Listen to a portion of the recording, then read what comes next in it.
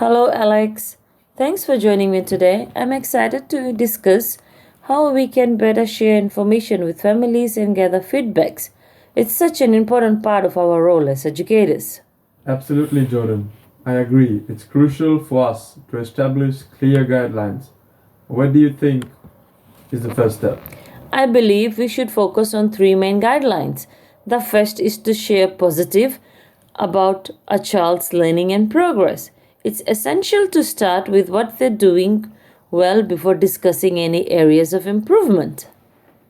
That makes sense. Positively set a sportive tone. What's the second guideline? Well, the second guideline is to be open and honest. We need to provide accurate information to the families, colleagues, and children. Transparency helps build trust. Right. And the last one? The last guideline is to think before speaking, especially when sharing sensitive information. We should consider our words or choose our words carefully to discuss the respectful and constructive. Those are great points. It's also important to seek input from parents about their child's progress. Their insights can be invaluable. Exactly, and we should make sure to use simple language when communicating. Not everybody has the same background or understanding, as clarity is the key.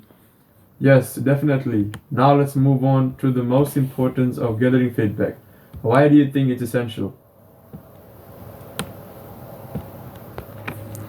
Gathering feedbacks help us in different ways, such as it allows us to listen to the thoughts of families, colleagues, and children. It also encourages us to reflect on our practice and philosophies, promoting personal and professional growth. Feedbacks help us identify our strengths and weaknesses, which can guide our improvement in teaching methods.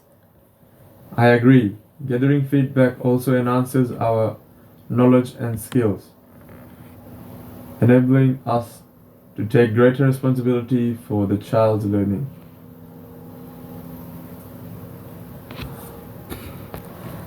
And by identifying areas for improvement, we can ensure that our practice evolves to make the needs of child better.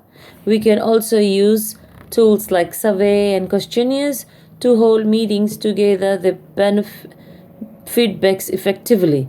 It's all about creating an open environment for communicating, and we can even brainstorm some ideas to include in a survey for families and colleagues after this meeting. That's a great idea. Let's wrap up by documenting these guidelines and the importance of feedback to share with them later. Perfect.